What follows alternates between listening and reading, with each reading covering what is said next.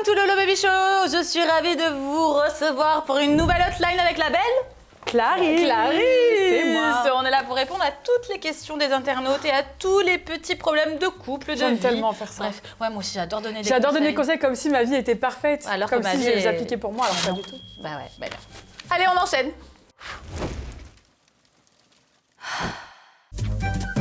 Coucou Laura, je suis une femme et je suis avec mon copain depuis 1 an. Lui, il a une énorme et est capable de le faire 3 fois par jour, tous les jours, genre vraiment. Et avant qu'on vive ensemble, ça posait pas vraiment de soucis parce qu'on se voyait pas forcément tous les jours. Mais depuis qu'on a emménagé dans notre appartement, c'est devenu un enfer pour moi. Alors je suis très attirée par lui, j'adore le faire avec lui, mais j'ai simplement pas envie de le faire tous les jours et encore moins 3 fois par jour. Moi, 1 fois par semaine, ça me va très bien. Donc je sais pas trop comment lui dire. Oh, elle abuse. Alors, non, je attends. respecte. Attends. C'est peut-être la passion des premiers temps. Tu vois ce que Ouais, je mais veux dire? là, ils sont pas sur la même longueur d'onde. Lui, il veut 3 fois par jour, elle veut 1 fois par semaine. Il y a un gros contraste entre les deux quand même. 3 fois par jour, la chanceuse, hein? Après, je Ah, peux le comprendre gourmand. Ouais. Mais je peux Ouais, comprendre bon. qu'au bout d'un moment, la flemme. Ah bah, surtout Minette en chou-fleur. Ah ouais. En feu. Flamme. Genre vraiment de la flamme. Non, après, bon. Qu'est-ce que t'en... Moi, personnellement, je pense que déjà, d'une, il faut pas se forcer. Hein. Quand on n'a Ah ouais, pas jamais envie, de la vie. on n'a pas envie. On ne fait pas plaisir à un homme Jamais. parce qu'il faut lui faire plaisir. Quand on n'a pas envie, on est des femmes, on dit qu'on n'a pas envie. Hein. On ne fait pas plaisir aux Et autres. surtout que s'il se vexe parce que t'as pas envie, gros red flag. Voilà, Gros red déjà flag. de une. Genre s'il est vénère parce que tu veux pas, tu fais ce que tu veux. Non. Donc du coup, c'est bien que tu lui dises ce que tu ressens et Oui. arriver à trouver un compromis. Parce qu'il faut communiquer, parce que là, du coup, tu gardes sur toi le fait que tu te forces pour lui, t'as pas envie, tu sais pas comment lui dire. Faut pas se forcer. Du coup, t'es là, tu vois, tu gardes le truc sur toi et au bout d'un moment, ça va te saouler, tu vas te tailler et il va pas comprendre pourquoi. Bah, après, 3 fois par jour, t'en penses quoi, toi? Bah, je pense que. Là, on parle des débuts, c'est bien, mais en c'est vrai, vrai c'est quand tu ça, vis avec quelqu'un 3 fois par jour... Bah, en fait, c'est ce qu'elle dit, au début, ça la dérangeait pas. Mais maintenant Ouais. qu'ils habitent ensemble, 3 fois par jour, tous les jours, non. À un moment donné, on veut vivre, on veut respirer, on veut être en bonne santé surtout. C'est too much. Mais faut communiquer. En fait, la communication, encore une fois, Ouais. c'est trop important dans un couple. Communication, puis arriver à se dire, voilà, tranquille sur les 3 fois par jour. Et c'est bon, il Ok. croit c'est qui lui, Rocco Siffredi, faut qu'il arrête aussi, en fait. Vrai, 3 fois par jour. Non, mais c'est too much. Non, mais moi j'en connais. Hein. Enfin, même les animaux, ils font pas ça, je crois. Je crois que si, peut-être. Hello, hello. Alors là, dernièrement, je suis très effrayé par ma belle-mère. Je suis presque sûr qu'elle me fait de la sorcellerie pour me nuire. Genre, elle a jamais eu l'air de vraiment m'apprécier, mais dernièrement, il m'est arrivé plein de choses super bizarres à la suite. J'ai retrouvé certains de mes vêtements avec plein de trous dedans en rangeant la maison. Et la dernière fois, j'ai retrouvé chez elle, dans une petite pièce, une poupée dans un bocal avec des aiguilles dedans et avec une photo de moi pas loin. Alors, je savais qu'elle était axée spiritualité, voyance, tout ça. Mais là, je trouve ça va trop loin et ça commence à me faire peur. Et en plus, il m'arrive vraiment malheur sur malheur en ce moment, donc je sais pas si c'est un concours de circonstances. Bref, pour couronner le tout, quand j'ai essayé d'en parler avec mon chéri, il m'a accusé d'être paranoïde, de détester sa mère. Il a pas du tout cru à ce que je lui ai dit, donc je sais pas comment continuer à vivre avec ça. Enfin, sans nuire à mon couple, parce que là, ça va un peu beaucoup trop loin. Alors, ce qui est sûr, c'est qu'il y a quelqu'un qui lui veut du mal. Est-ce que c'est vraiment la belle-mère? On sait pas. Bah, elle a retrouvé ça sur sa belle-mère, donc oui. Après, tu crois en la sorcellerie, toi? J'ai pas envie de dire non parce que j'ai peur que du coup on me lance des sorts pour me prouver que ça existe. Mais j'ai pas envie de dire oui parce que je sais pas. Ok. Moi, Toi personnellement, j'y crois. Ah ouais. Ouais, je crois en tout ça. Et Et ça marche? ça fait peur, surtout. Ça fait peur. Bah, en fait, moi, je crois en tout ça, mais c'est des trucs que je rebute vraiment parce que je suis très croyante Ouais. en Dieu.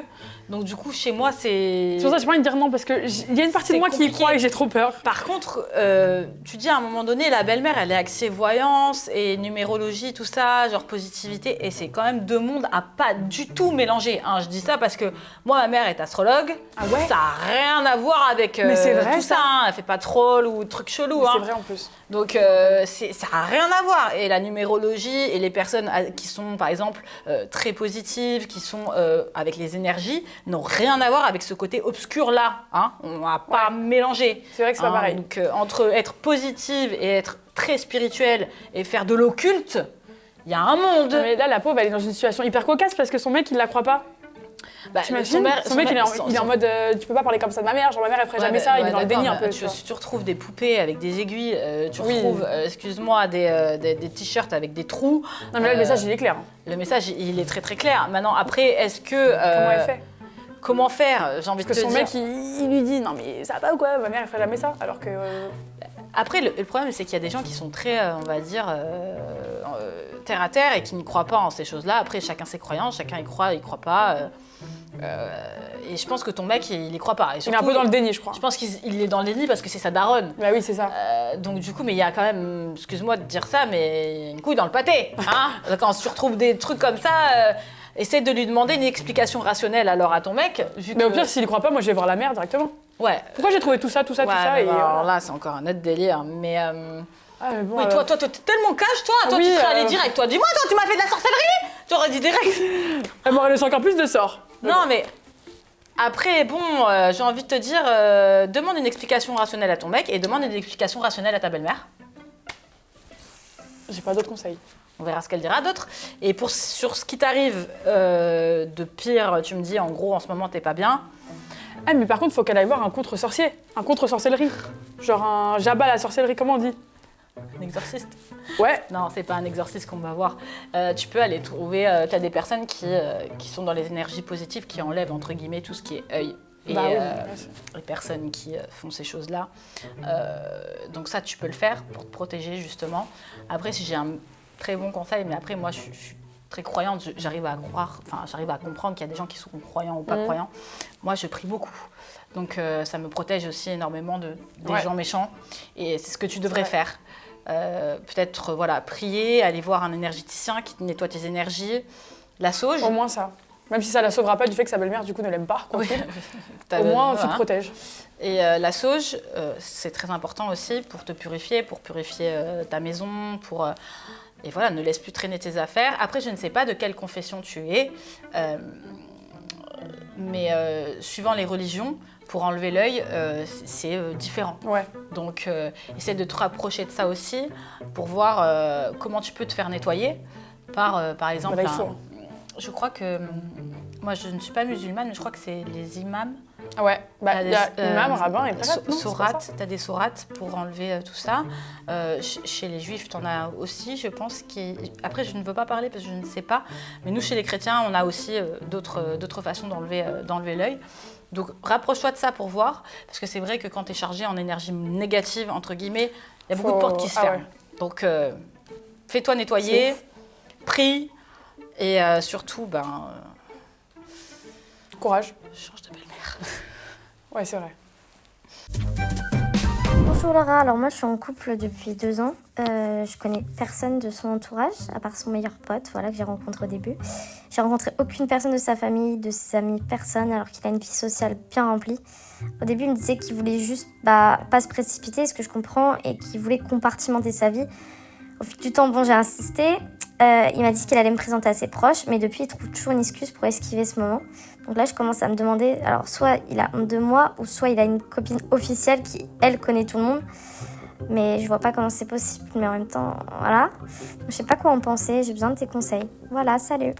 Tu sais ce que je sens? Quoi? La double vie. Ah ouais? Ça sent la double vie, mais ça sent le cocu. Ah ouais. Sans Ah ouais. Je connais cette odeur en plus, donc je peux te dire que ouais. Ça sent... Après, bon, je sais pas, mais là, c'est très bizarre. 2 ans. Mais tu sais, il y a combien de jours en 2 ans? 365 x 2. Ouais! Bravo, Clarisse! C'est une dinguerie. Bravo! Genre, dans tous ces jours-là, il a pas trouvé un moment pour le présenter à ses proches. Pour la présenter à ses proches. Ouais, alors après, il y a 2 solutions. Soit il a une double vie, comme a dit Clarisse, soit il a honte, entre guillemets, peut-être de sa famille, puis il n'est pas forcément fier de sa famille. Elle connaît que le meilleur ami? Ouais, non, il y a un souci. C'est trop. Oh, ça pue. Ça sent pas bon, ouais. Je suis désolée. Ouais, je pense que là, à un moment donné, il faut quand même rentrer dans l'art. Après, je sais pas si tu vis avec ou pas. On n'a pas plus d'informations, la petite voix derrière? Bah écoute, non, je crois pas qu'elle vit avec. Il a... non, bah, non, ouais, mais 2 ans, comment ça fait 2 ans que tu vis pas avec quelqu'un aussi? Ouais, bah après, il y a au bout de 2 ans, c'est long. C'est vrai que c'est long. C'est long, frère. 2 ans. Normalement, 2 ans, tu commences, t'habites un petit peu, voilà, nanani, nanana, tu dors chez lui, elle dort chez toi, enfin, t'as compris. C'est très bizarre. Surtout qu'elle a dit, il a une vie sociale très active. Ouais, donc en fait, il a plein de monde. Il a plein de potes et t'en connais qu'un sur tous. Non, là, il faut creuser. Ah non, mais là, surtout, ou alors, faut décreuser et rentrer chez toi. Ouais, là, il faut faire un truc comme ça. Mais il faut sortir la pelle. Ouais. Tu as eu des expériences pareilles, toi? Ah bah, pour le coup, non. Alors, j'ai eu des mauvaises expériences, mais pas celle-là. Moi, j'ai eu un truc un peu similaire. Ah ouais? Genre quoi, par contre? Ben, genre en mode, Mais je parle de ça il y a longtemps, j'étais avec un mec que j'adorais, mais il n'était pas du tout français, il n'était pas étranger, il parlait pas français. Et en fait, à chaque fois, je voyais sa famille, tu sais, en webcam. Ok. Donc il me présentait son frère, etc. mais il vivait... Ça va. Oui, c'est à distance, il y peut rien. Il vivait loin de sa famille, sauf qu'en fait, après, j'ai appris qu'il était resté marié dans son pays. Ah non, mais sa femme, elle le laissait être loin. Bah ouais, parce qu'il travaillait loin. Mais ils étaient mariés parce qu'ils n'ont pas pu divorcer ou parce qu'ils s'aimaient encore? Je sais pas du tout, j'ai pas eu les tenants et les aboutissants, mais après j'ai su qu'en fait le mec, il avait une double vie quoi. Ah non, mais quelle horreur. Moi je suis désolée, Tu vois, on en a marre des doubles vies. Enfin, à un moment donné... On veut une vie. Ouais, on veut une vie tout court. On en a une, c'est bien. Voilà, Pourquoi deux, pas besoin. Voilà. Alors moi, voilà, je suis partie en vacances à Malte il y a 2 semaines. Et là-bas, j'ai rencontré un garçon sur qui j'ai flashé direct en boîte de nuit. Genre, on a passé la soirée ensemble à rigoler. On s'est ajouté sur Snap et on a encore parlé pendant plusieurs jours. Il était en vacances avec tous ses amis, dont un joueur de foot qui a déjà joué en France, un international, quoi. J'en ai déduit seul qu'il était célibataire, s'il était là avec tous ses potes. Mais en fait, j'ai appris au bout de 3 jours qu'il avait une copine dans son pays. Du coup, je sais pas quoi faire. Je m'imagine pas faire ma vie avec lui. Mais en même temps, j'arrive pas à arrêter de lui parler. Genre, j'ai flashé dessus. Non, mais ça, c'est red flag, t'arrêtes tout de suite. Je te le dis. Non, mais elle arrête. T'es rédhibitoire toi. Mais elle arrête. Attends, il habite pas dans son pays, en plus, il a une meuf. Non, mais là, c'est vraiment creuser son trou. Hein, Ouais, non, là, ma chérie, en fait, en gros, tu sais, les tenants, les aboutissants, tu sais que ça sent mauvais. Là, je sais pas quoi te dire, moi, ma Tu sais que tu seras pas en couple avec. Tu veux quoi, du coup? Après, attention, il est en couple ou il est marié? On sait pas. Bon, bref, de toute manière, en couple ou marié, c'est kiff-kiff. Non, mais c'est qu'il a quelqu'un. Oui, il a quelqu'un. Il a quelqu'un, donc déjà, il est fourbe. Il est fourbe, il ment. Il a donné son snap en vacances. Voilà pourquoi Ouais, les filles, voilà. laissez pas vos mecs partir en vacances. Vous voyez, la pauvre dame, là, elle a laissé son mec partir en vacances. Il se retrouve avec parler avec une fille sur Snapchat tous les jours. Non, mais voilà. Donc, Et ne crois pas que parce qu'il est avec des mecs célibataires qu'il est célibataire, ou que parce qu'il est avec il des se mecs... comporte comme. Mais il Ah est pas. non, crois pas. Et puis souvent, on les voit là. Moi, tu sais quoi, la petite histoire. Il y a peut-être, 6 mois de ça, ma copine, justement, une amie à moi, elle me raconte, elle me dit, ouais, et tout, genre, j'ai été à la plage, j'ai rencontré un mec et tout, mais le mec, il était maqué, il lui a fait genre qu'il avait pas de mec, qu'il avait pas de meuf, tu vois. Et genre, en mode, ils étaient un groupe, tu sais, pour enterrer la vie de garçon de 1, etc., etc. Mais en fait, j'ai envie de te dire, ils font tout ça, ils sont tous en couple, Mais ils se prennent tous pour des célibataires le temps des vacances, ils rentrent à la maison, c'est tous la queue entre les jambes. Exactement, Hein. c'est vraiment ça. C'est vraiment ça. On dirait qu'ils sont célibataires, mais ils sont pas. Mais ils sont pas. Ils Donc sont on pas. arrête d'y croire, s'il vous plaît. Merci. Donc, Et ma puis on arrête poupette, d'y parler. Tu vas y laisser des plumes. Non, ma belle, lâche Oublie. ça. Lâche ça. Oublie. Laisse. J'ai quitté mon ex il y a 1 an. On était restés 3 ans ensemble. Notre histoire, ça allait plus trop. Enfin, je veux dire, elle avançait pas, il s'investissait pas. Enfin, j'avais mes raisons de le quitter, quoi. Et en gros, le problème, c'est que j'ai découvert une autre facette de lui quand je l'ai quitté. Et il a commencé à me faire flipper, genre il est complètement taré. Il me suit partout depuis notre séparation. Il attend devant chez moi pour me parler. Il me piste sur tous les réseaux sociaux. La dernière fois, il avait carrément demandé à ma mère de rentrer et m'attendre dans ma chambre. J'ai retrouvé quelqu'un depuis et j'en veux plus qu'il me laisse pas tranquille. Genre, ça rend fou mon copain. Moi, ça me fait trop peur. Il crée des dizaines de faux comptes partout. Il envoie ses potes me parler. Il me lâche pas, mais vraiment, il me lâche pas. Donc, je sais pas comment lui faire comprendre. J'ai appris qu'il avait fait la même à son ex. Je l'avais jamais su avant. Et elle avait demandé une mesure d'éloignement carrément. Donc, je me vois pas trop faire ça parce que, voilà, nos familles s'entendent bien et tout. Mais je suis complètement dans une impasse. Merci. Alors, Ouh, ça fait flip. il m'est arrivé un truc pareil. Arrête. Ah non, je te jure. Ah ouais. J'étais plus jeune, j'avais genre 17 ans. J'ai fréquenté un mec et toutes 2 semaines. Et genre, ce mec, un jour, je fête l'anniversaire de mon père. Ouais. Et on était beaucoup. Et ma mère, elle me dit, bah vas-y, vu que c'est ton nouveau copain, bah ramène-le. Comme ça, c'est pas vraiment un truc officiel parce qu'on est beaucoup, mais au moins on le voit. Il vient, il dit pas bonjour à mes parents. Genre, il calcule pas mes parents. Genre, hyper mal poli et tout. Moi, ça m'a dégoûté de lui. Je décide d'arrêter de le voir. Mais sauf que comme on se voyait déjà depuis un moment, il savait un peu où j'habitais, quoi. Enfin, il savait clairement où j'habitais. Et je voyais commencer à être devant chez moi tous les jours. Je me dis, mais en fait, genre, t'es Oh malade. là, ça fait peur. Je Moi, dis- ça me fait peur. Moi, ça me fait peur. Il ça. m'envoie des messages en mode, je suis chez toi, je t'attends, je suis devant chez toi, je t'attends. Je dis, bah, je suis pas chez moi, pars. Non, bah, je vais attendre que tu rentres et tout, faut qu'on ait une discussion. Je disais, non, mais pars, en fait, vraiment pars. Et un jour, bah, du coup, il est encore une fois venu devant chez moi. Et j'ai dit à ma mère de sortir et d'aller lui dire, mais en fait, rentre chez Watt. Du coup, il est rentré chez lui, il est plus venu. Mais depuis, genre, ça arrivait il y a encore pas très longtemps. Il a créé, mais je pense depuis 30, entre 30 et 50 faux comptes pour me dire j'ai changé, je suis différent physiquement, maintenant je suis différent, j'ai changé, j'ai évolué, toi et moi on s'entendait bien. Et dis-toi que c'était il y a au moins 6-7 ans genre. Et depuis, bah, il continue de créer des faux comptes et de m'écrire.